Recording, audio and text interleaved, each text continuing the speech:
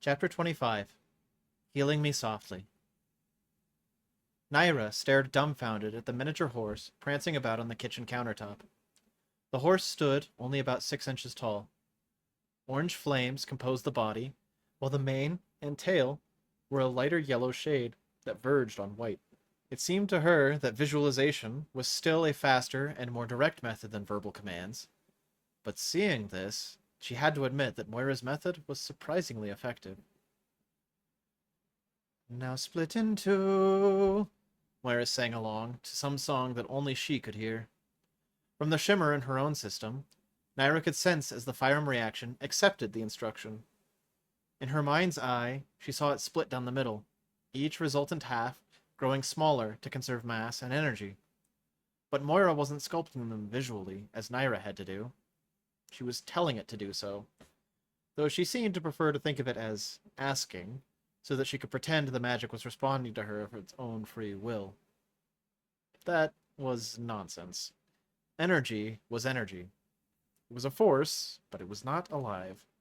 It was calculable, repeatable, and controllable. It was responsive to input, but all chemical reactions were that way. However, one glimpse at Moira's growing smile silenced the boring teacher side of Naira. Moira's every interaction with magic filled her with such visible and genuine joy. Who was Naira to burst her bubble? The flames dwindled as they danced and eventually died, leaving streaks of black char that circled fragments of spent Fyram crystal piled on the counter. After being pestered daily, Naira had finally caved and made a pair of Fyram crystals for Moira. They contained small enough amounts of sulfur to silence Naira's worries about the girl setting herself or anything else on fire. Or worse, flooding the corner of the kitchen that had become their dedicated lab space with poisonous sulfur dioxide. Generally, you wanted to add something to the sulfur so it couldn't react with the oxygen in the air, but for small amounts, this was fine. Moira had, of course, wanted to make more. Based on how easily she'd tracked down hundreds of canisters of medical-grade shimmer, Naira was very careful what ingredients she taught Moira about. She had little doubt the girl could and would buy anything Naira mentioned. Best not to tempt fate. Besides, with Renetta's private security force on site, there was an even easier source of Fyram available. Every bullet they carried had tiny paired Fyram and Aurum crystals in the casing. These high concentration crystals imparted both energy and momentum to the bullet when the hammer struck. They were designed in such a way that you couldn't accidentally set them off by dropping them, or even intentionally with a finger. Sure, you could use a hammer and a very narrow punch, or the end of a paperclip or a pushpin, which would result in the reaction going off in your hand and the bullet going wherever it pleased. But, with a bit of care, you could remove the bullet from the casing, recover the crystals, and use them as they were. However, experience had taught Naira that it was often better to just use them to give a little extra kick to a lower concentration crystal. Point was, she wasn't going to share this with Moira. Last thing she needed was to have to explain to Renetta Dolahan why the daughter Naira was supposed to be guarding had somehow shot herself without a gun. How do we make the reaction last longer? Moira flicked a few chunks of broken orange crystal. Batteries last a lot longer than these do. Math. That's the direct answer, anyway. Moira groaned, like most of Naira's students had over the years. Everyone liked the flashiness and excitement of alchemical reactions, but most lacked the patience to do the math to do it safely. And while it hadn't taken long to realize that math really wasn't Moira's calling, the girl did have a remarkable memory for memorizing names of elements and key reactions. Naira had drawn up a periodic table for her to reference, but she hadn't needed it after the 4th day. Naira shrugged. There is a trade-off involved. The more energy produced by your reaction, the shorter it will be. Conversely, the less energy your reaction produces, the longer it should last, generally speaking. You can make the higher energy ones last longer, but you need more potent reactants to pull that off. Usually, those are rare, expensive, or both. But for 90% of reactions, your ratios will determine the reaction rate. You mentioned batteries. Batteries are designed to be consistent but low sources of energy. Otherwise, people would need to fill up their cars daily. Batteries also have the additional aid of metal shielding to keep excess energy loss to a minimum. When working with crystals like these, we're inevitably going to have some loss. Energy that escapes before we can harness it and direct it. But metal keeps it contained for longer, as the energy tends to just bounce off. Which is why we should get you a catalyst. It's the safer way to handle reactions. That got Moira's attention. She was listening, just not always to the words. However, the word safe tended to grab her. Why? Seems like I'm handling them pretty safely without one. Because, right now, I'm handling the math to make sure that the crystals you're practicing with are safe. Moira scowled. Yeah, but I'm making them too. Oh, yes. It was impossible to stop Moira from helping with the crystallization process. The girl was eager to learn, in a hands-on way that Naira understood well. But she didn't have the careful patience that Naira had formed after too many times of a reaction trimming her claws or fur for her. More than once, Naira had watched Moira fill a measuring cup, only to leave it a little below the rim or overflowing by as much as 10%. She did better with liquids, where she could eyedropper things in, but even there, sometimes she seemed to lose count. Surprisingly, she did best of all when she had shimmer or prism in her system. It was then that she said she could hear the reactants coming together and approaching different harmonies. She compared it to baking, where some people just had a feel for how much of this to put in when you'd already added so much of that.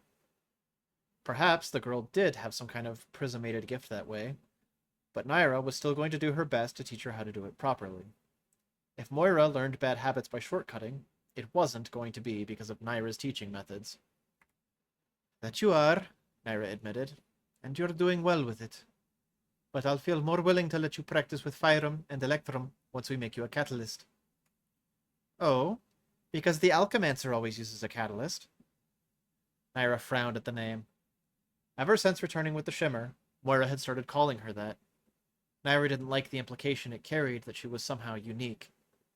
The Alchemancer. The last of a dying breed. No, she admitted, brushing the Fyrum fragments into a small waste bin now that they were cool to the touch. I forget to use it as much as I ought to, and I've got the scars to prove it. Her hands were the obvious ones, and she could trace in the cracks of her padded palms where she'd held an aquam crystal for just a little too long. Sections of scarred skin where fur no longer grew testified to the risk of holding a cracked Fyrum crystal. Curum had made her hand functional again, but it couldn't restore it to 100% of what it should be. And this one? Moira asked, pointing to the thinner patch of flesh connecting Naira's thumb to her forefinger. One of your mother's goons shot me. You attacked us first, Head of Security Marston said indignantly from his chair by the wall. Now that Naira had been released from her cage, he and several other guards watched her in shifts. 3 when she was alone, 5 when she was with Moira. Though today, it was only 4. Maybe they were growing less paranoid that she would do anything aggressive. Naira ignored him. Left a big hole, and I treated it regularly with Curum for the first few days. That patched it over before your mother locked me up without access to Prism or Curum, and now it's healing much more slowly. It'll scar pretty badly, I'm sure, but it's mostly back in working order. Does it hurt? Moira asked. It's still a little tight when I stretch it, but it doesn't hurt that bad anymore, unless I... Naira intentionally pulled back on her thumb with her other hand to stretch it. There was enough pain to make her wince, but not much more. It still earned a reaction from Moira, who looked at her with precious but unnecessary levels of concern. Your breathing changed when you did that. I heard it. I'm not surprised, Naira said with a laugh. It hurt. Yeah, I know. Naira rolled her eyes. Did this girl have to take everything as an insult to her intelligence and ability? But as she looked over at Moira, she saw that wasn't the case at all. There was no indignation in Moira's eyes, and her gaze was fixed on Naira's hand. We made Curum crystals a few days ago. Are they ready yet? Naira considered. These saliva ones take about 6 hours. They form quickly, but the trade-off is that they're low potency. The ones made from isopropyl take about 48 hours if you really want to maximize their efficiency. So yes, they should be ready. Why? I want to try something, was the only response Moira gave as she walked over to the large freezer in the corner. Naira's curiosity grew, her head tilting of its own accord as Moira fished out the appropriate tray of crystals. Returning to the counter, Moira set the tray between them. Which is which? It's easier to tell with other crystals because you can distinguish shades of color, Naira admitted, especially with prism in your system. Visually speaking, there's a hint of opacity or cloudiness to Curum crystals made from saliva. The stronger the antiseptic you use as the base, the more transparent the crystal will be, which is especially noticeable at the tips.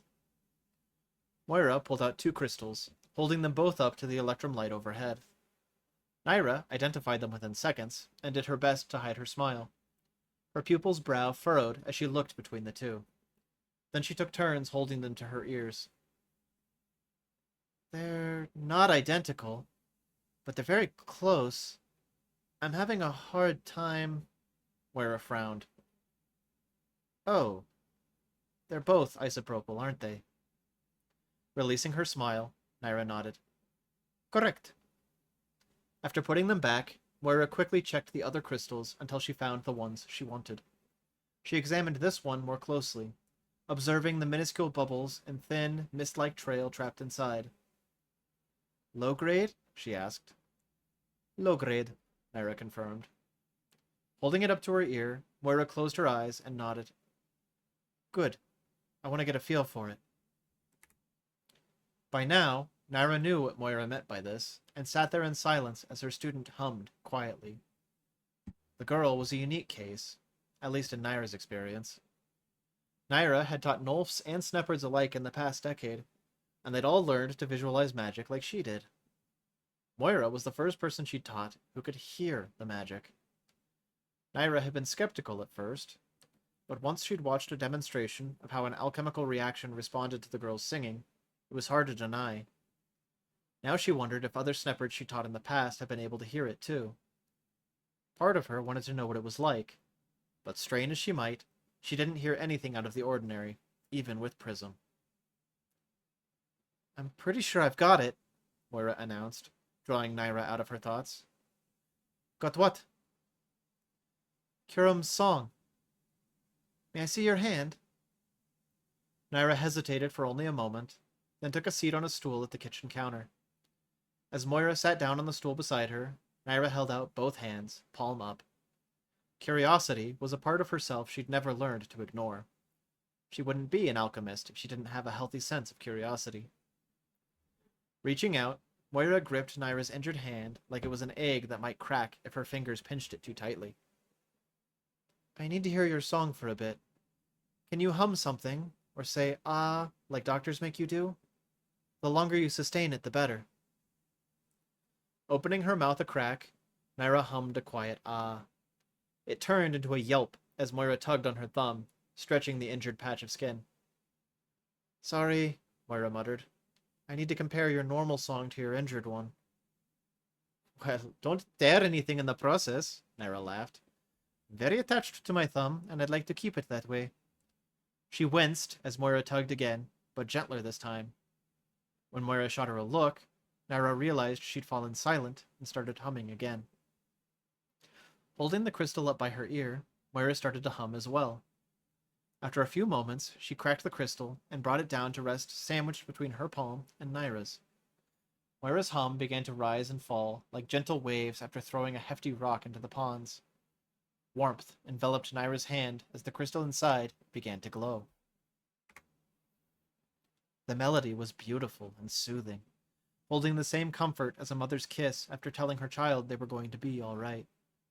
It was entrancing, and Naira found her vision blurring as she focused on it. They sat like this for a few minutes. During that time, the room disappeared, the scoffing head of security now forgotten.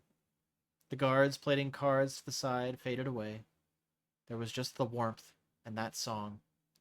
A song that seemed to fill her very pores, sending goosebumps up her arms and a shiver down her spine. And she could feel the Curum responding, could feel her hand reknitting bit by bit in the slow, methodical Curum way. Moira's song came to an end as the reaction ran out. That's what you hear? Naira asked. The Curum sings like that. Moira blushed, her tail twitching at the tip as she shrank into her chair. Yes and no. I start by trying to copy what I hear, and then I play off of it. The Curum has a song, but it doesn't sing. It's the instruments, and I'm the one bringing vocals. What about your hand? How did... Her excitement trailed off as she pulled her hand away. Though Naira had felt the magic at work, there was little visual evidence that it had done anything. The broken pieces of crystal lay dull and spent in her palm, but the injured skin between thumb and forefinger looked much the same. Moira looked crestfallen. I really thought I'd done something. I blended the hurt in your song with the Curum's song, and felt the magic respond, so why didn't it work? Naira offered a small smile, then reached out to pinch Moira's hand. It was warm. You felt the warmth, right? Moira nodded. Yeah. That means it's working. It's how doctors and nurses learn to tell if they've applied it correctly. You'll only feel Curum giving off heat if it's directed rightly. So why does your hand still look messed up? Naira laughed. If Curum worked like an instant miracle drug, we wouldn't need hospitals. It's an accelerant that encourages the body's own natural healing. But it can't heal scars, and it can't repair something that's dead. Seeing that this did little to encourage her protege, Naira reached out and took a pair of Curum crystals from the rack. They were both impressively clear, a testament to the kind of strong antiseptic you could buy with money and connections. She held them out to Moira. Try these. The look in Moira's eyes said she suspected a trick, but she took the crystals anyway. Taking a fresh dose of shimmer, she cracked the crystals and began the song again. Naira felt the magic take hold once more. If last time had been a gentle touch, this time was a full embrace. Again, Moira continued until the reaction ran out. This time, she had to stop halfway to take another dose of shimmer, which made sense. If breathing was enough to cause loss of shimmer or prism, then singing should have very high losses. Those losses paled when viewed in light of the undeniable effects the singing had. Somehow, the magic felt more targeted than Naira's visualizations had ever produced. As the magic faded and the warmth dispersed, Moira gasped for breath. Her hand swept back a stray silvery bang that had fallen loose. Sorry, she said with an apologetic smile. That song was so much richer than before. If the first crystal was like listening to a song on the radio, the second one was like hearing it on the front row of a live concert. Then her gaze shifted, and she stared down at where her hand still rested over Naira's. Shall we see how you did? Naira asked. With a visible swallow, Moira nodded. Slowly, she took her hand away, and her eyes widened. It wasn't fully healed, but this time the difference was noticeable. What should have taken days had happened in the space of an extended song. Skin that had previously been taut now stretched more effortlessly. And while it wasn't perfect, it no longer hurt when Naira moved it. It didn't even pinch. She shook her head in amazement and smiled. She'd used high-quality Curum before, but they'd always been hasty patch jobs. There was a level of detail and care here that demanded praise. Turning her hand back and forth as she examined it, Naira was growing confident the wound was a few days from being fully healed. By the look of it, it wouldn't even scar. Moira still looked a little disappointed. She didn't realize that she'd just pulled off something Naira had only seen accomplished by practiced surgeons. So Naira gave her a genuine response. That's incredible. Moira's eyes widened. Wait, really? You're serious? Her smile broadening, Naira nodded. I'm going to need to start carrying more of the high-grade stuff. How much did you say it was per bottle? 75 Christum, I think. Mom bought a 10-pack and some other stuff, so I don't remember the exact amount, but it probably comes out to about 75 Christum per bottle. So, not bad. Not bad? Naira blinked, lifting a hand to keep her jaw from hitting the floor. 75 Christum was 2 weeks' worth of groceries for her. Producing one Curum crystal had taken an entire bottle. She remembered now why she'd fallen back on using saliva, the free alternative. Setting the cost aside, the difference in effect between reagents was night and day. Should I have Mom order more? We can probably get it by the case, or pallet. All Naira could do was nod. What was it like to treat that much money like pocket change? The girl hadn't even hesitated. Just said it like it was the obvious follow-up.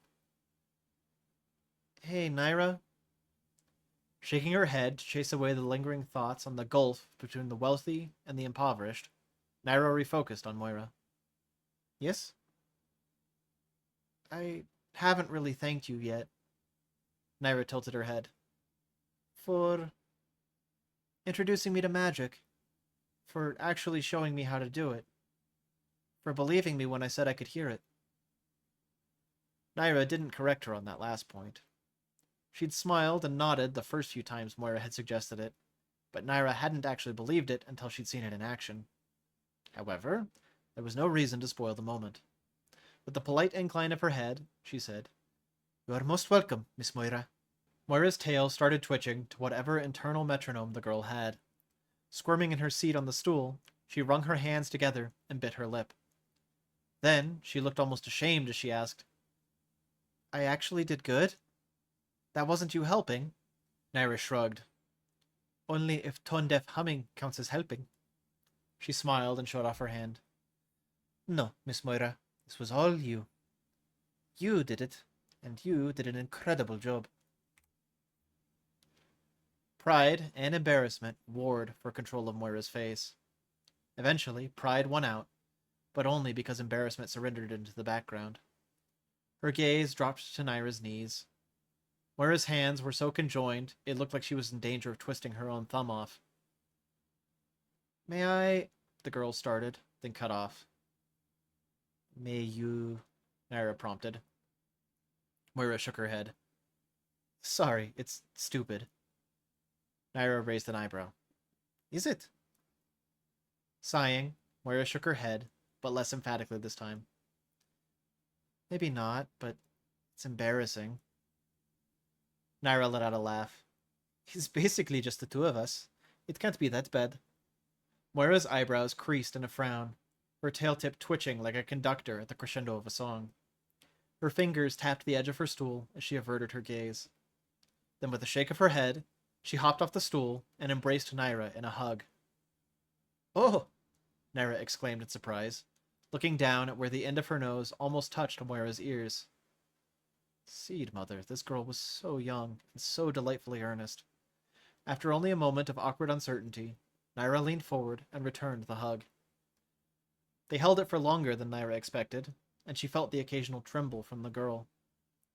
To the side, a chair scraped the ground as head of security Marston hopped to his feet, hand already reaching for his holstered baton. The other guards in the room were looking now, trying to gauge if they should follow his lead. Sighing, Naira shot him a glare as she maintained the embrace.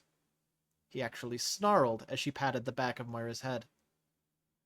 But he couldn't feel the girl's tears through his shirt. Maybe he could hear her hitching breaths, but he definitely couldn't smell her stress, her frustration, and her relief. Couldn't feel the strength of Moira's fingers digging into his back, feeling enough of the point of the claws to remember they were there, but not enough to puncture skin. Couldn't feel the way she clung, like Naira was going to float away. He must have read something of that in Naira's face, because he stopped moving. To his credit, he waved back the rest of his men. Moira always made light of how little of her mother's attention she'd had in the past few years, but it was clear that hadn't fooled anyone. Today, everyone in the room seemed to acknowledge it, watching quietly from their corners. After about a minute, Moira loosened her grip, and Naira followed her lead. Straightening up, the little alchemist in training offered a half smile, wiping at her eyes with an entire arm. Sorry, she sniffled. That was stupid. Naira smiled and shook her head. Asking for comfort is never stupid, Miss Moira. Moira frowned, wiping more tears away as she shook her head. That sounds so wrong.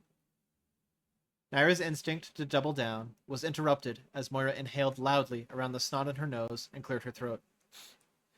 Everyone around here calls me Miss Moira. Everyone at school calls me Miss Moira. A friend should just call me Moira. It wasn't a command, and the inflection in her voice almost made it a question. Like she hoped for an outcome she wanted to have, but expected not to receive. Folding her hands in her lap, Naira inclined her head politely. Very well, Moira. Joy sprang past the tears, and Moira let out a laugh. You're still so bracking formal. Just be yourself. Genuinely caught off guard, both by the swear and the sentiment, Naira gave a soft smile. I thought I was.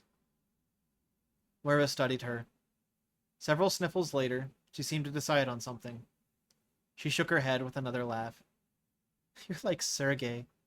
You're just too nice. Naira heard a scoff from head of security Marston off to the side of the room. He was under no pretenses about how nice Naira was. It was not a word people often used to describe her, but she maintained her soft smile, quietly responding, I'm really not a very nice person. Moira shook her head, clearly having already made up her mind. Wiping one last tear from the corner of her eye, she cleared her throat again. I'm gonna go clean up in the restroom real fast. Don't go anywhere. Again, it was more a request than a command. Not that Naira really had anywhere to go. Not yet, anyway. So she nodded. I'll be here. Smiling, Moira returned the nod before leaving the room. Though her instincts wanted her to pace, Naira stayed on her stool. There was a lot to digest. So much that she didn't notice the head of security until his hand clamped onto the corner of her shoulder. To her great relief, she didn't flinch, even surprised as she was.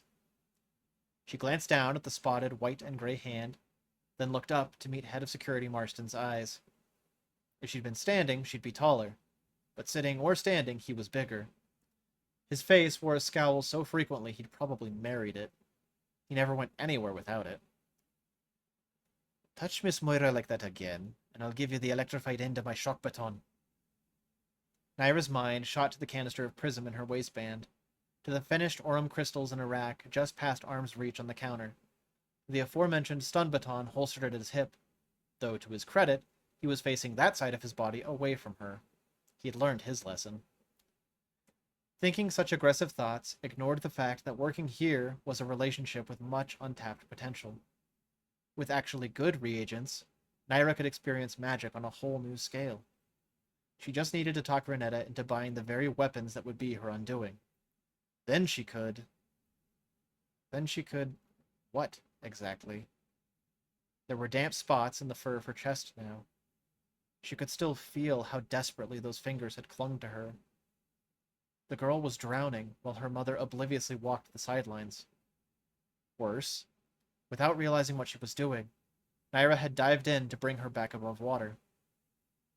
Moira had thought herself stupid for seeking comfort amidst the growing pressure and loneliness. No, she wasn't the stupid one. Naira was the stupid one for not shutting it down sooner, because now Naira was the one in deep water. No, not if, when the day came that Naira had to turn on this family to save her own, well, it was like saving Moira from drowning now, knowing that she was going to throw the girl into a much deeper pool later. It would hurt Naira, but it would destroy the kit. And even understanding this harsh reality, knowing that she was only digging the hole deeper, and loading that inevitable ending with even more pain, Naira found herself replying, Give it a rest. The girl needed a hug. It's not like anyone else around here ever gives her one. The Snepard narrowed his eyes at her. How this house runs its business is none of your... Naira cut him off. Listen, Mr. Marston. I get that you're upset that I embarrassed you in front of your employer by kicking your rump. And I get that you feel threatened in your position because your employer let me, the dangerous rump kicker, out from behind the bars so that I could do your job for you. Neither of us is thrilled about Renetta's decision-making, so we shouldn't have to pretend that we are. That said, if Moira's been going unnoticed as long as I think she has, then I'm just doing what you and all your little friends failed to do when it mattered most.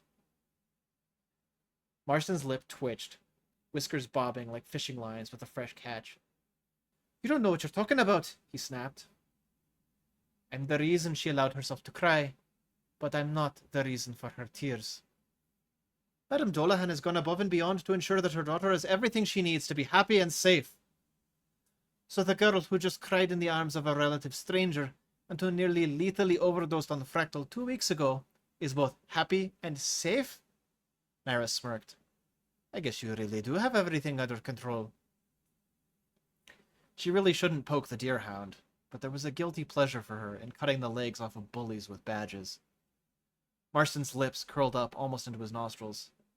Listen, native, I'm the one who reports to Renetta on your behavior, so I'm the one that can get you thrown back into that cell. Despite the slur, her smirk widened. She should have tried to restrain it, but in this case, she really didn't care to.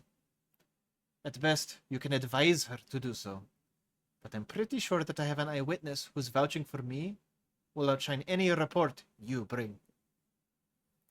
If you hurt her, I will make the executive decision to put a bullet in your skull. Naira stood then, allowing herself to gloat in the full 4 inches of height she had over this man. Leaning in so that her nose was close enough to pass a static shock with his, she said in a low voice, Not that I'm going to give you a reason, but I'd love to see you try. He maintained a tough face, but the change in his scent betrayed his fear. She'd unnerved him. And why shouldn't she? She'd beaten him in a fair fight before. He'd only beaten her by cheating. The prism was in her waistband. The shock baton was close enough she could grab for it. As long as she didn't kill him, Renetta would probably continue to keep her around. Her fingers itched for action. Salatra wanted revenge. The door to the kitchen burst open a moment later. Guys! Moira shouted, gasping for breath. Mom's live! Naira and Marston stopped glaring at each other long enough to glance at Moira. They were both confused at the interruption, until Naira heard Renetta's voice broadcasting from the radio clutched at Moira's waist. Chapter 26. Entangling. Robert Paddock was almost Leo's height, but he was easily double the weight. He must have soaked in some sort of citrus cologne bath beforehand, because Leo started sneezing the moment he entered Paddock's public office. It brought to mind the taste of a sickeningly sweetened marmalade. Paddock's leather chair creaked as he gestured for Leo to take a seat across the desk from him. Leo sat down in a large, wheeled, brown leather chair that probably cost more than a new car. As if that wasn't enough, the chair Paddock used looked even nicer. Police Chief Leo Parsons, Paddock began in a voice that was somewhere between a buzzing swarm of flies and a lawnmower. There was a resonance to it from his conical chest that probably rarely engaged his diaphragm. Welcome to the Ministry of Justice. I believe we've met before.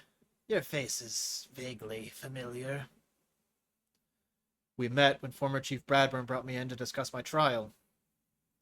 Paddock squinted, eyes rolling into his head like dead fish floating to the surface of the ponds. Embezzlement? He asked. Leo frowned. No, sir. I shot and killed a boy named Ren. His gut still clenched, and his jaw wanted to lock at the words. But he found the more he said them aloud, the easier they were to say the next time. Snap or native? Leo opened his mouth to respond, then thought of his time with Naira, the teacher. He owed as much of his current limited motivation and drive to her as he did to his mother. Weird, considering how little interaction they truly had, but it didn't take much to leave an impression. So he cut off the word that tried to leap off his tongue, saying instead, It was a Nolf, sir. Paddock looked relieved, and his bulk melted further into his chair. Oh, that's good. Just the one. Leo's eyebrows knit together. He hadn't been in a right mind to judge this man's character the first time they'd met. The horror and trauma had been too fresh. What he did remember was that he hadn't liked him much, even if he couldn't explain why. The explanation seemed to be coming easier than Leo expected. Once was enough to plague me for a lifetime, sir. Paddock chuckled in a weird inhalation sort of way that made him sound like a chain smoker. Not that Leo was one to talk, but at least he still had a mostly normal laugh. It's not worth losing sleep over, Parsons. He got to experience a better life in the bulb than he would have outside. Besides, we can always bring more in. Plenty of room for 'em, and they're probably clawing at the walls anyway. He chuckled again at his own joke, but it wasn't funny. If anything, it left Leo nauseated. Swallowing the lump in his throat, Leo forced his lips into a flat line. It was better than the frown he wanted to settle into, but he couldn't bring himself to fake a smile. All due respect, sir, but I've worked the streets. It may be better than outside, but it's still bad. Yes, well, they bring it on themselves. Leo had heard the rhetoric all his life. Elves are lazy and don't want to work. Give an elf 20 Christum and 19 of it will go to Fractal. We saved them from extinction by letting them in, and they still killed themselves off. After Leo had shot the kit, he'd gone to look at the numbers. The number of Nulfs that died in a year was about equal to the number of Sneppards. The problem was, Sneppards outnumbered Nulfs in the bulb 20 to 1. So if the mortality rate was equal, that meant the reality was they died with 20 times the frequency. While for Sneppards, the numbers were pretty weighted towards accidents and natural causes. For Nulfs, the numbers were skewed towards overdoses, violence, murders, and suicides. And still, people like Paddock wanted to pretend that things were fine and enough was being done. Sir, maybe a few bring it on themselves, but most do not. Most want to live a normal life.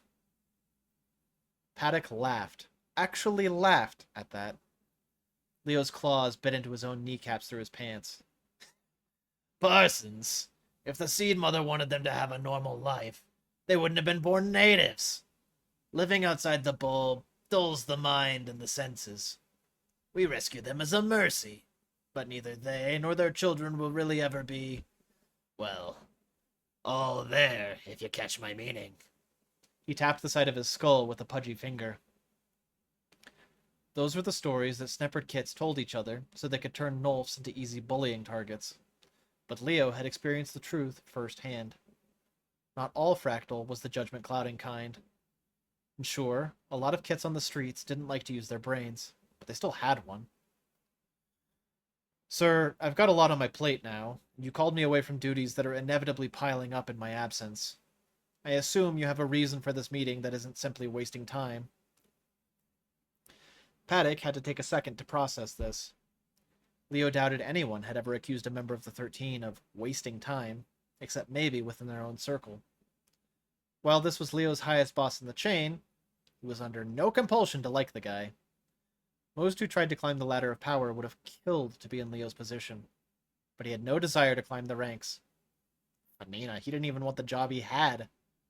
If Paddock fired him for insubordination, it might be a blessing.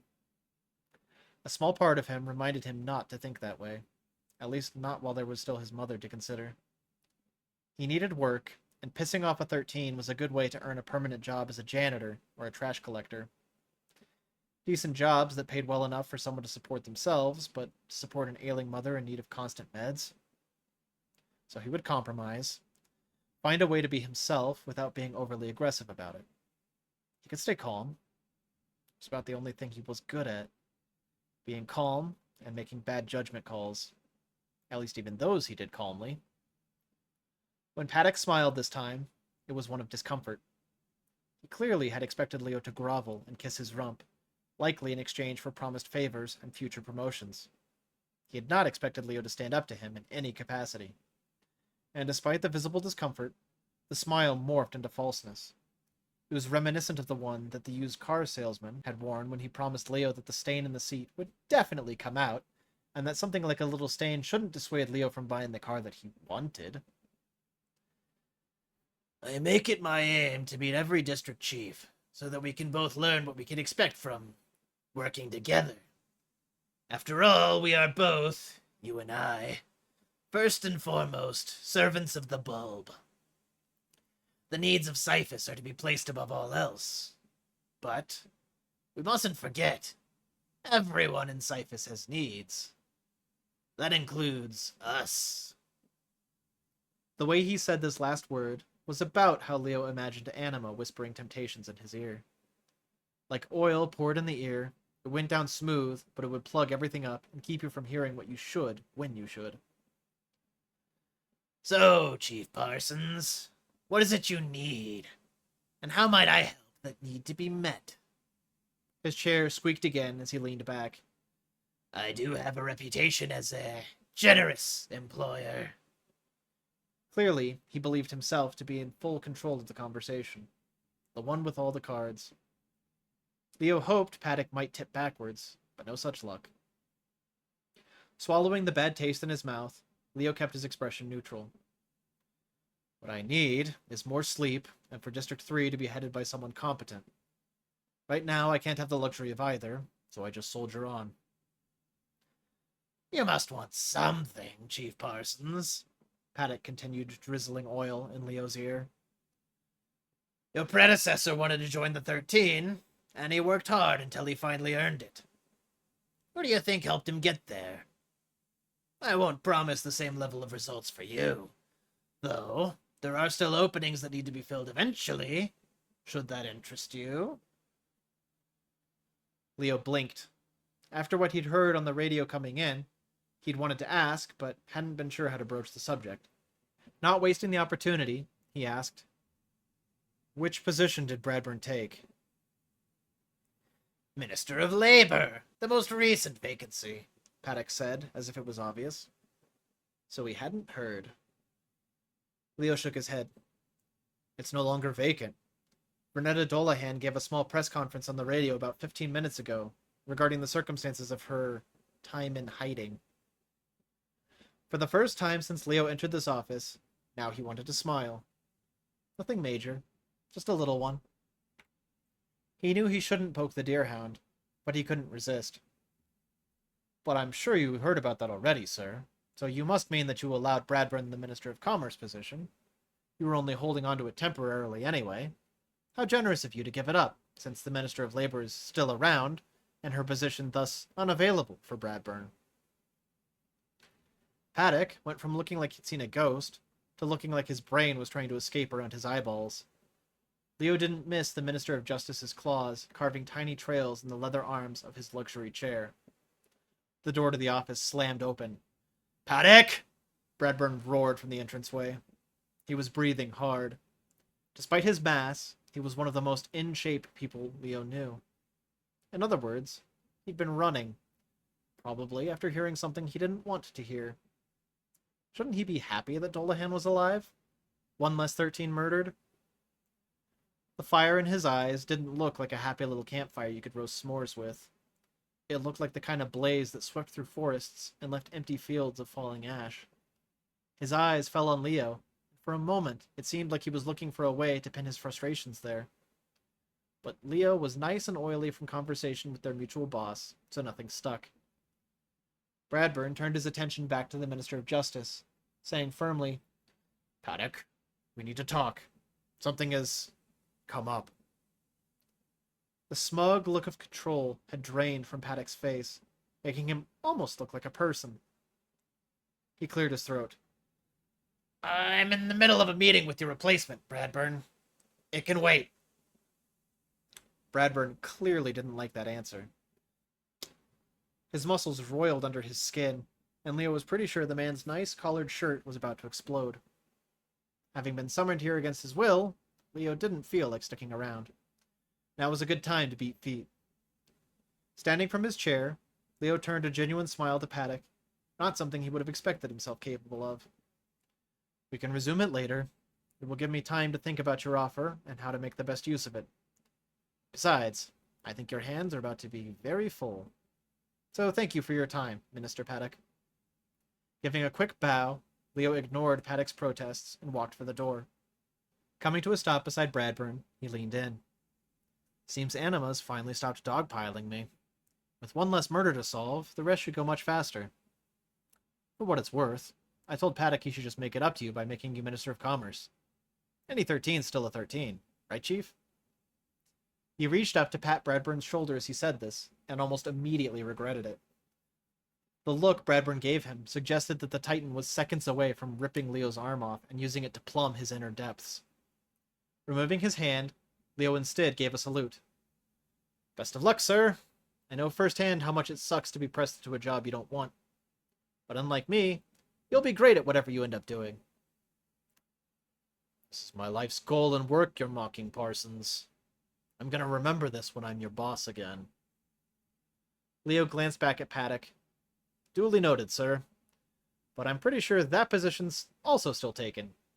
I think you'll find it's generally easier to fill jobs that are actually vacant. Bradburn's growl sounded like a firearm engine. Get out! Yeah, he'd poked the deerhound enough. Now it was Paddock's problem, and that felt like washing some of the oil out of his fur. With one final dramatic bow and wave at Paddock, Leo left the office. But he didn't relax and let himself breathe normally until he was back on the street. Are you trying to get yourself killed? Marston's hands hovered at his sides.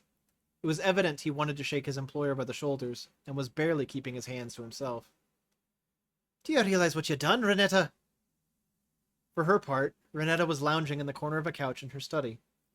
Marston, Moira, and Naira had all followed her from the door as soon as she'd gotten home, and here was where she'd settled. She hadn't changed out of the formal suit she'd put on to make her address. Not that anyone but her staff and the radio host had seen her in it.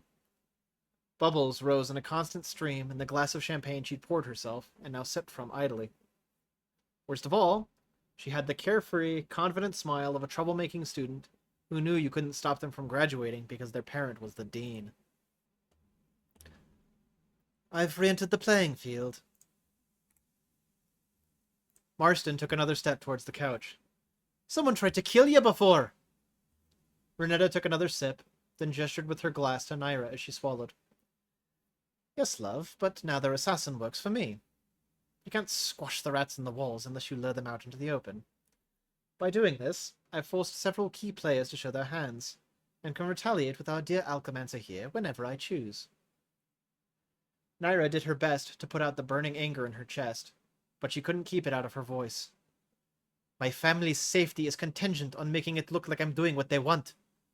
Now that it's clear I failed to kill you, what's to stop them from being killed? There's a couple problems there, love, to be sure, but I took the liberty of sending someone to your house to check your mail. There were no new ransom notes, though I did pay your bills. She paused, as if waiting for a response.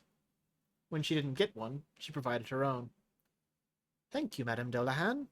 You're quite welcome, love. Unexpected as the gesture was, Naira was in no mood to thank her for it. Just because they haven't picked a new target for me yet doesn't mean anything. You're absolutely right, love. But I'm choosing to view it as a good sign. More importantly, we still don't know who in Cyphus has your family, or where they're keeping them. Beside her, Moira flinched and studied the floor. Naira only noticed because the girl's tail flicked hard enough to smack Naira's knee. Renetta continued. Consider this an advanced investigation tactic. Once we figure out who has your family, rest assured, my security forces will storm the proverbial castle and rescue them. You can even lead the charge if you want, and I suspect you do. It's incredibly foolish and reckless. If they die, Renetta rolled her eyes. Yes, yes, you'll kill me, then them, then anyone else who ever so much as looked at your family wrong. I should think you, of all people, would appreciate the value of a calculated gamble. Naira was seriously reconsidering the value of her own gamble, the one she'd taken in sparing Renetta Dolahan. All things considered, the value had been a net positive. A small net positive, but positive nonetheless. But this? This tipped the scales in the wrong direction, by quite a bit. You said you were going to wait, Marston protested. Standing beside her on the couch, he loomed over the already smaller woman in a way that didn't seem to faze her in the slightest. Renetta flashed an innocent smile. Yes, well, I got bored. Besides, my position among the 13 was about to default. Moira didn't want it, and I wouldn't be a good mother if I forced her into it. So, rather than see it turned over to some ex-snop, I stepped forward and revealed the truth. That in light of multiple dead 13 and a disturbing threat letter, I, Renetta Dolahan, went into hiding for a time, faking my own death to lure out my enemies and determine my friends. Genius, no? It's not far from the truth, which just makes it an easier lie to get ciphers to swallow. Best of all, it's already working. Now the smile turned into a confident smirk. Naira glanced down at Moira, but the girl continued to study the floor. She'd mentioned that her mother had finally brought up her plan, but Moira had remained on the fence about taking her mother's position. Naira had encouraged her to put aside any sense of duty or obligation and only take the position if she really wanted it. It seemed Moira had made her choice, and while that made her partly responsible for the radio broadcast that endangered her family, Naira couldn't bring herself to hold any blame against the girl. Besides, it had been a few hours already. The damage was likely done. Naira couldn't dwell on it, or she'd lose all momentum. Well, go on. Ask me how it's working, Renetta prompted. All three of them stayed silent. Even Marston didn't seem to be in the mood for his employer's games. With a loud sigh, Renetta rolled her eyes. You lot are so uptight. This is a good thing that's happened. I'll tell you why. Because a couple of rats have already scurried forward. Now, I'll admit, love, the first time you suggested Paddock's involvement, I was skeptical. The man's a sleaze, but I'm beginning to think he's more cunning than I previously gave him credit for. Remember how I just said there was an ex-snop lined up to assume my place? He was an emergency candidate suggested by Paddock. A suggestion filed within 24 hours of my disappearance, no less. Knowing how long these sorts of things normally take to process, I can't prove it, but it seems like it was filed before anyone should have known I was gone. Like I said, I can't prove that, though, and Paddock's department is stonewalling my inquiries. However, it seems that Paddock knew I was supposed to disappear long before the rest of Cyphus did. Her eyes were gleaming now, like she'd just had a dessert set before her that was all hers. Paddock's more cunning than I realized, but he's still an idiot. If I start digging even a little, we'll uncover quite the treasure trove of dirty little secrets, I'm sure. He's a man driven by greed, and who assumes the rest of the world is too. Greed has its place, and money its uses, but he is inevitably doomed to fail, because he lacks the potential for greatness. His drive is so short-sighted, it's a wonder he can see past his own belly. Rest assured, if he is behind this, I will make sure to end him. The room fell silent as everyone absorbed these new pieces of information. Finally, Marston said, Paddock has seemed to have a dislike for you that goes back to when you were still just a candidate. Dislike is a mild word befitting Mueller's. Paddock hates my guts, and I loathe him in kind. Let's not call a rabid deerhound a dope-up. Naira's chest was beginning to cool, though her breathing was still irregular. So you think Paddock has my family? Shrugging, Renetta swirled her glass before taking another sip. It seems the most likely answer. As quick as he's been to make sure positions get accounted for, and now pushing for his own candidates. Knowing Paddock, he hired someone to hire you. You said you ignored the first letter, yes? That your family disappeared after that? Naira nodded. Elaine didn't come back that night, and Tazel didn't visit when he normally does. When the second letter came, smelling of Elaine, she hadn't been able to sleep for 2 full nights.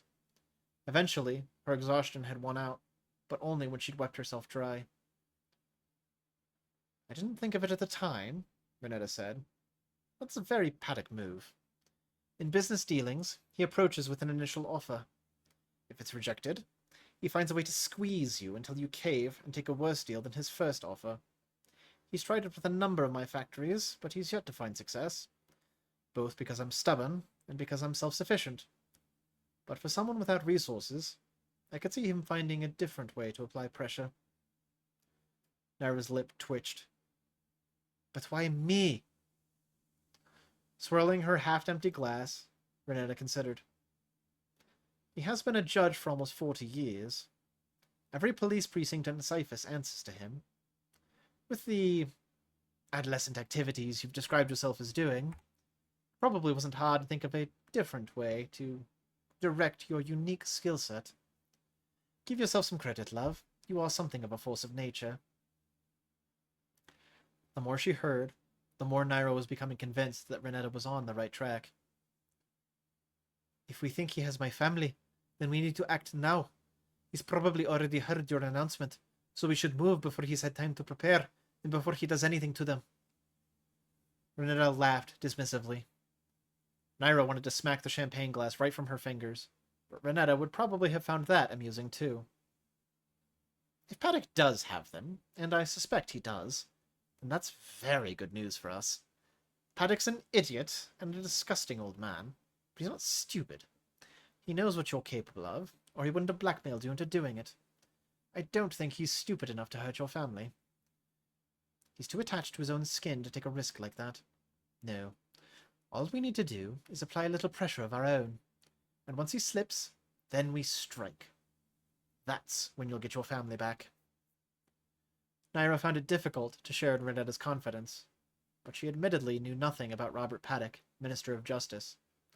To her, he was another isolated man of bloviated importance, with more money to his name than an entire district made in a year. Renetta's words gave Naira hope. Unfortunately, hope was a fickle thing, and it had bitten Naira far too many times to count. What about Evo? The, terrorist group that's been attacking your factories. How do they fit into this? Evo had been her son's dream, one based on unifying, not fracturing. What had it become without her son behind the wheel? Renetta shrugged. I'm not sure they do. From the sound of things, they took credit for robbing a hospital last week, but I seriously doubt they have your family. Not when Paddock is such an obvious suspect. Moira's tail smacked into Naira's thigh again. Glancing over at her, Naira saw that the girl's head had nearly sunken into her shoulders. Robbing a hospital, you say? Naira asked. As she watched, Moira flinched, her folded arms tucking in tightly to her chest. Well, that might explain a few things. District 4, I believe, Renetta said. Again, it doesn't seem like they have anything to do with your family. No, Naira agreed, though it wasn't her family she was thinking of as she watched Moira squirm. The girl licked her lips, then opened them to say something, but stopped. Moira, dear, are you all right? Renetta suddenly asked. You haven't said a word since I got home. Moira flinched and jolted upright. I'm fine, she said in the way teenagers always used when attempting to shut down inquiries. To her credit, she added, It's just a lot to think about, and I'm still just happy you're okay. Renetta smiled and patted the couch cushion. Moira turned her head and pretended not to see. Moira, dearest, are you upset with me for not giving you the position? I thought you said you didn't want it. You were worried that learning business would take away from your time for learning magic. She hadn't mentioned that to Naira either. Naira watched her, and the girl met her gaze briefly before turning away in obvious embarrassment. I didn't want it, Moira replied slowly. But I didn't think you'd do this. At least not so quickly. It feels like you didn't even give me a chance to reconsider. Renetta sighed, bringing her glass down to her lap. Dearest, the last thing I want is to force you into something you're not comfortable with or ready for. It was a big responsibility I asked of you, and I wasn't thinking of how young you are. I'm sorry. This is something an adult should do, not something a child should be forced to do. This is something an adult should do, not something a child should be forced to do. Naira could feel the young girl beside her tense. Her posture had gone impressively stiff. As locked up as the rest of her body was, her muzzle twitched, and her fingers were playing invisible piano keys in her palms. I could handle it, she snapped. Her mother seemed nonplussed by the tone she just received. Of course, Moira. But you shouldn't have to. It was wrong to ask you in the first place. There will be plenty of time to study business and gain experience when you're older. Now is the time for having fun and being young. I'm not a kid anymore, Mom. Of course not, but you're still my little girl. This was painful to listen to. She could see the genuineness of both their responses, but they seemed to lack a very basic understanding of how the other person thought. If Naira didn't do something, Moira was likely to explode. Perhaps, Naira suggested, you can show your mother what you've been learning. They both stopped to consider. After a moment, Renetta shrugged. If you've got something you'd like to show me, I do have a bit of time. Though, truthfully, I was planning on taking a nice long bath after finishing the champagne. Public speaking has a way of making me tight in a way that only a long, hot soak can fix. Moira had begun fishing out a crystal, but on hearing that her mother was already thinking ahead and looking forward to her bath, she froze. Naira nudged her and gave her an encouraging nod. They'd already explained the effects of prism and shimmer to Renetta back when they first proposed that Naira teach Moira alchemy. They'd already explained the effects of prism and shimmer to Renetta back when they first proposed that Naira teach Moira alchemy. So she didn't act surprised when Moira took a dose of shimmer. Shimmer that Naira now had a sneaking suspicion as to where it had originated. Even Marston, fidgety as he was when alchemy was performed, was desensitized now to seeing Moira with prismatic glow in her eyes. With a quiet snap, Moira broke the crystal in her hand. It was Tarum, and Naira caught the scent the moment it reached the air. Moira tried to sing like she always did, but her eyes kept glancing nervously at her mother. Her voice was not as steady or engaged in her work as usual, evidenced by the flowers struggling to bloom around the large crack in the crystal. Renetta was listening, but it wasn't clear if she was really watching or if she was still thinking about that bath. By the time Moira's shimmer ran out, a small ring of white flowers had grown out of the crack. Each flower was no bigger than a button, and they hadn't managed to reach full bloom. Very impressive, dearest. Moira shook her head. No, don't lie. It's not. I can do better. Her hand dug into her jacket pocket and came out with another canister of shimmer. It's quite all right, dear. It looks lovely. That was a wonderful demonstration. The canister disappeared in Moira's clenching fingers. While Venetta's words were clearly meant to be encouraging, it was obvious she was distracted. Moira's tail flicked a wider range of motion than normal in her agitation. No, Mom. That attempt was bracking dross, but you don't care. Renetta's gaze did soften, though Moira probably couldn't notice at this point. The girl's eyes were reddening fast. Oh, Moira, I wish you wouldn't say that. Of course I care. But you're still learning, and mistakes are normal, so you shouldn't... Just stop coddling me! You started this dross after Dad died, and you've only seen me as a kid ever since, but just stop! Seed Mother, you're the worst! Her lips drew in tight, and she shook her head, first marching, then running out of the room before any tears fell. All three adults watched her go, and the room fell silent again as her footsteps quickly faded. Eventually, Renetta was the one to break the silence. Draining her glass, she sighed.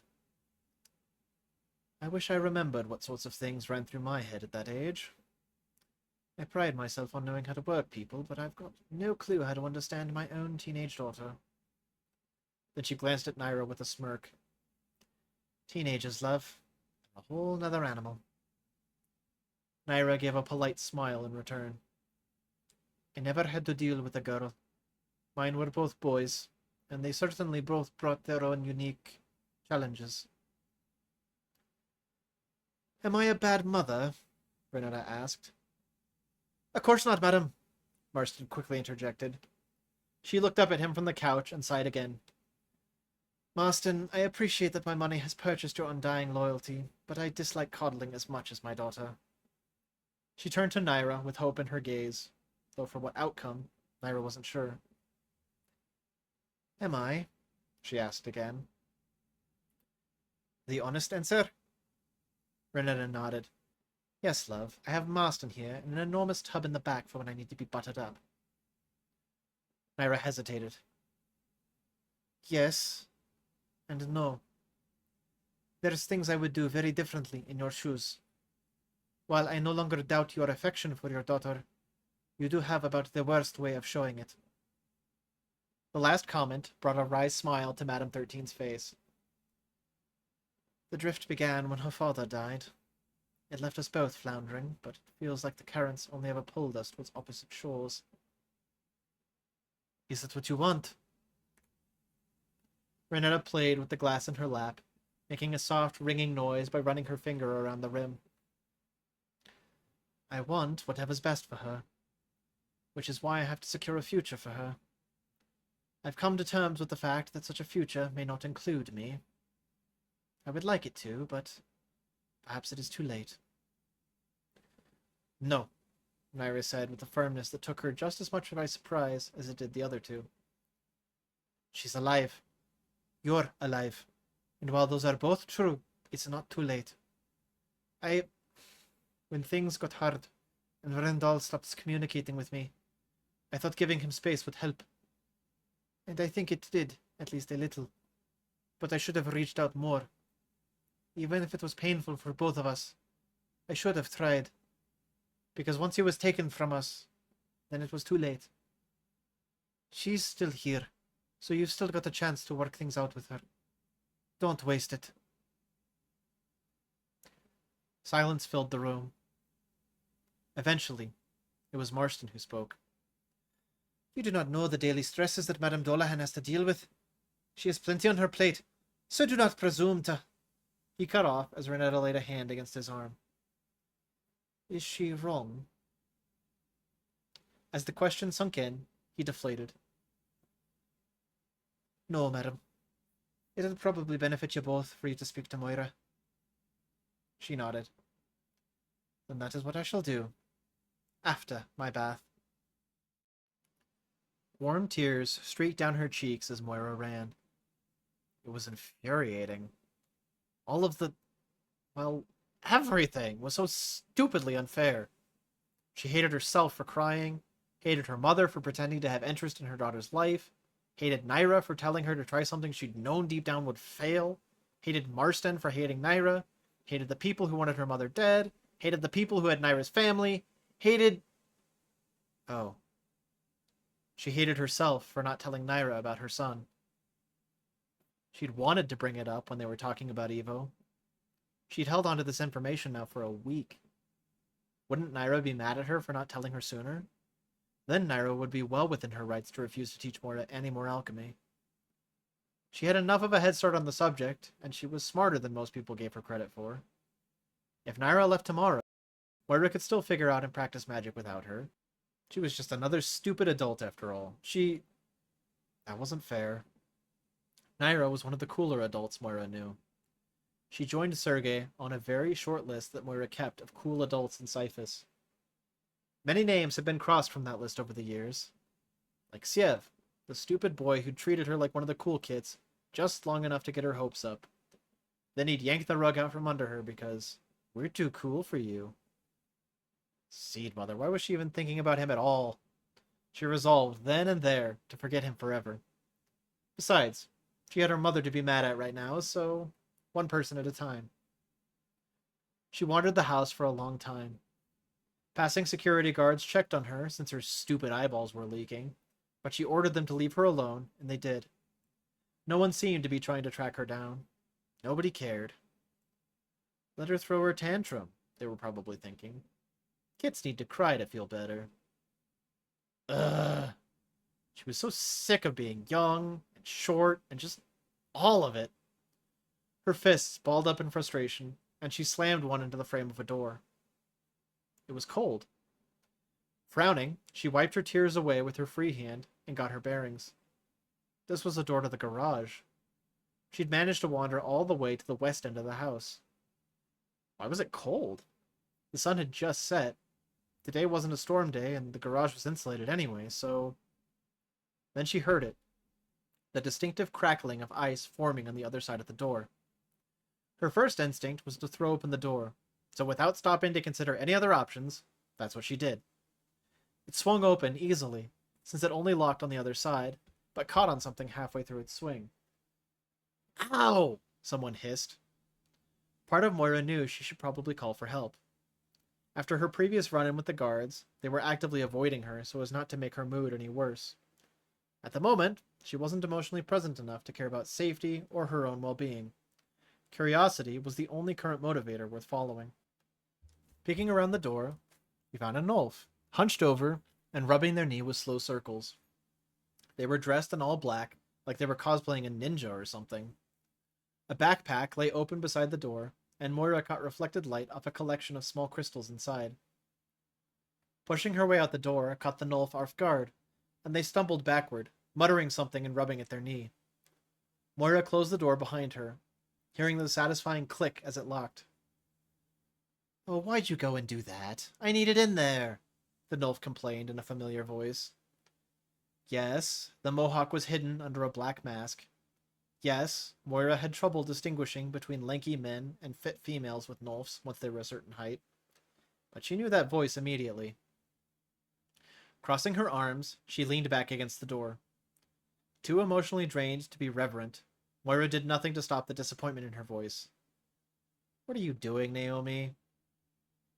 I could be anyone, Naomi said, straightening up and covering the end of her muzzle with gloved hands. Naomi, I'm not stupid. You look ridiculous. What are you doing here? Naomi paused for a few long moments, then her shoulders slumped. Reaching up, she pulled back the mask and tried to floof her mohawk back into place. Without gel, it only kind of worked. She dyed the ends pink now, and Moira stared at it.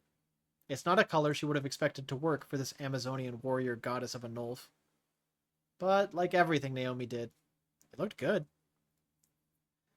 Believe it or not, Pips, I was actually looking for you. You're right, Moira said. I don't believe you. And my name is Moira. Yeah, I know that, Naomi said, shaking her head as if it was the most obvious thing in the world. Wait, why are you crying when you bashed my knee with the door? And why are the doors to your house made out of steel anyway?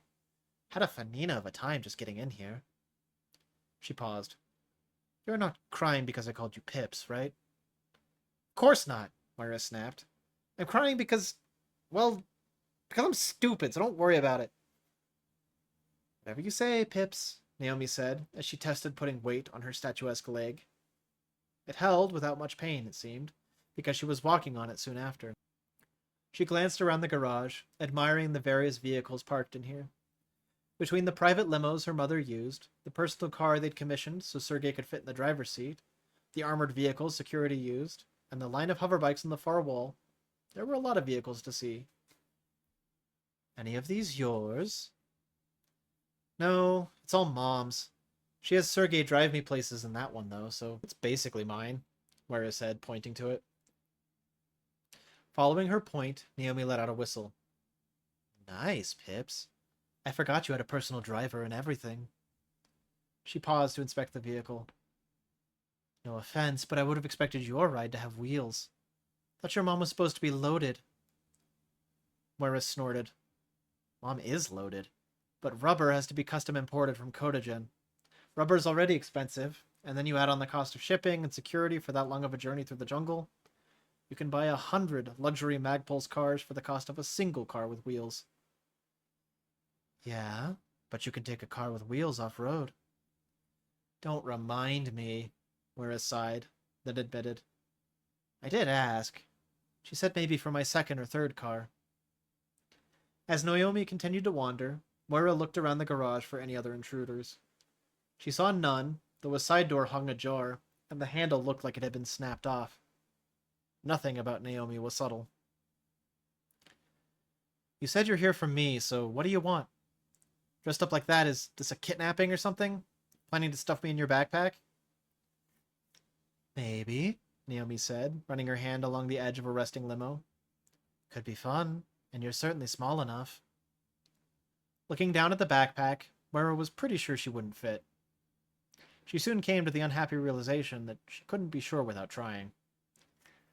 So, what then?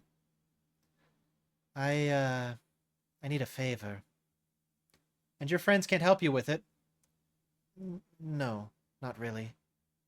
Moira sighed. What do I have that they don't? Naomi hesitated a moment. Besides charm, humor, and a refreshing lack of testosterone? Money. There it was. Dolahans have a family policy against handouts. Sorry. Naomi walked back towards her, watching her own knee like she expected it to buckle, though it never looked even close to teetering. Siev said that you brought a bag of crystum the first time you came to visit, but never used it. I was hoping I could borrow it. Borrow it? Without intention of returning it, Naomi added. Without intention of returning it, Naomi added. Moira sighed again. This was how all her school friendships ended up. The moment people realized how much more money she had than them, they flocked to her, until she no longer bought them stuff. Then suddenly their other friends were funnier and prettier and way more interesting than her, so she didn't need to bother with friends anymore. Look, I need a lot of money, and my options were to rob a bank or rob you. One seemed like a more realistic option. First of all, rude. Second of all, no, still rude. Third of all, money doesn't buy happiness, and it's not as great as everyone thinks it is. No, Naomi admitted, but it can post bail. Moira blinked, caught off guard by what felt like a non sequitur. What? Naomi's thumb rubbed anxious circles into the back of her knuckles. They publicized Rolf's bail a couple days ago. 25,000 Christum. Then it clicked for Moira. Why Naomi would do something as dumb as think her only options were to rob a bank or to rob a 13. 25,000 Christum was as much allowance as Moira made in 2 years. That would pay for 4 years of study at Fossman University, or 2 degrees from Cyphus Tech. She couldn't be sure, but that was probably 8 years' worth of work for Sergei. Her mother dealt in large sums, yes, but that was still a significant amount of money. And as frugal as her mother was, Renetta Dolahan owned the 3 largest battery factories in Cyphus, and had enough money to successfully bid for the position of Minister of Labor. She hadn't risen to that point by throwing money away. It seemed at once unlikely that her mother would part with such a sum. How long is his sentence?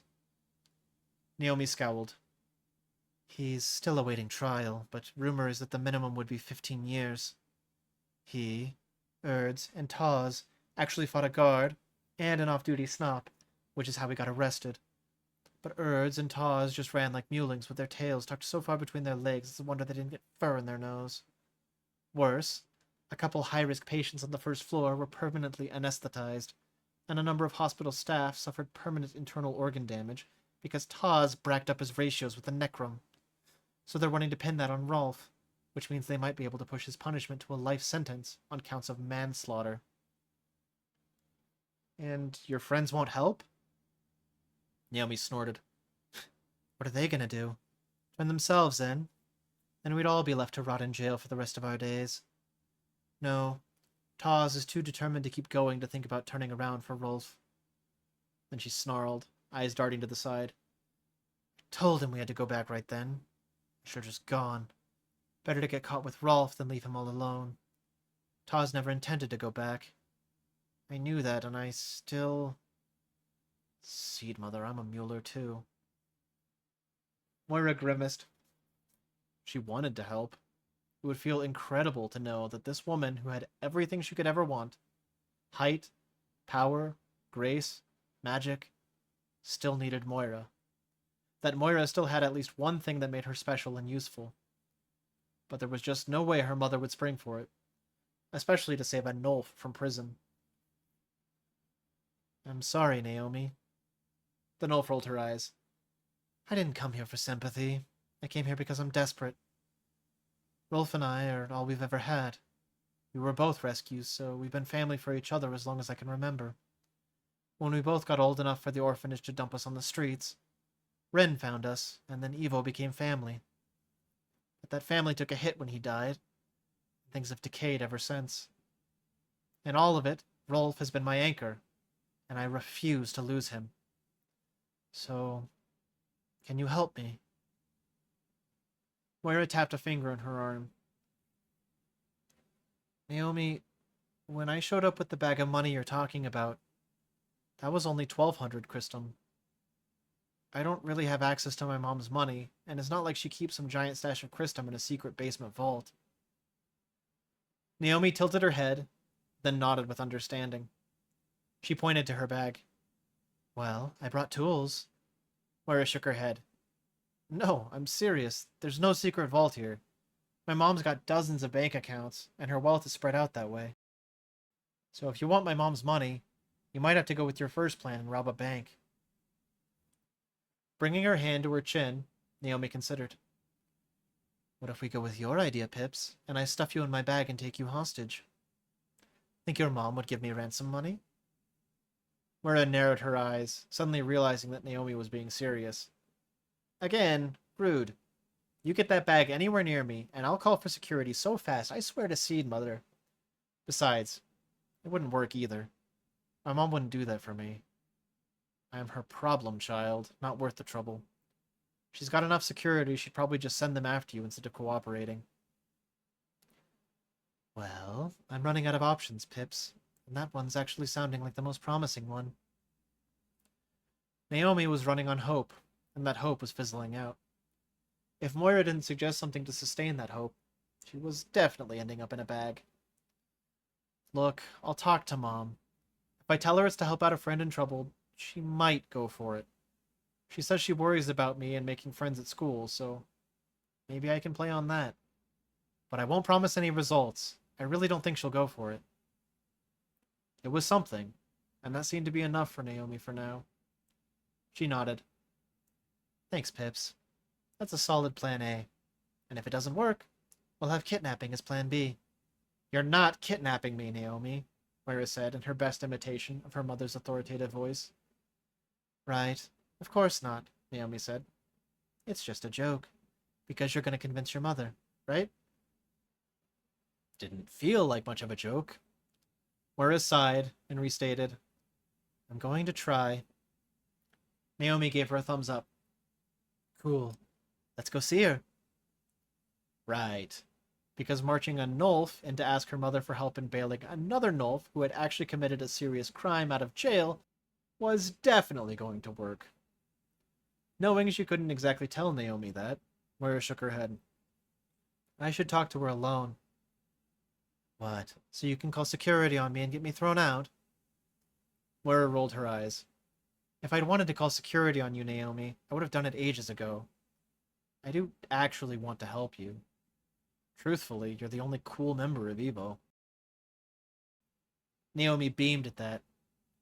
I knew I liked you, Moira. Using her actual name to gain trust and sympathy points, Moira would have been frustrated if it wasn't working. Seed Mother, this was such a bad idea. Trust me when I say that I think I have a better chance of convincing her to give us the money if I talk to her by myself. So just stay here and try not to break anything else. Slowly, Naomi nodded. Yeah, okay. You go talk to your mother, and I'll work on another plan B for the money. Her gaze traveled over the numerous vehicles parked in here. Unrelated and unimportant question. How much is your car worth? Moira rolled her eyes. You probably have to sell 10 of the cars in here to get the money you need. I'm not helping you steal that much from my mother. But it is an option. Yeah, but a bad one. That's all I need right now, Naomi said quietly. Not run out of options. She looked at Moira then with a melancholic expression. While Moira felt a fresh wave of sympathy, it was accompanied by fear. This was the woman who'd turned against her friend in the back of that ambulance. There was even less reason for her not to turn on Moira. But what was Moira going to do? Turn her over to the guard so she could be locked up too? Just the thought of that felt wrong. Almost as wrong as not telling Naira about her son. One problem at a time, Moira said aloud, more for her own benefit than Naomi's. The girl nodded anyway, offering a wry smile. Don't come back empty-handed. Yeah, Moira thought as she unlocked the door and slipped back inside. I'm in so much trouble.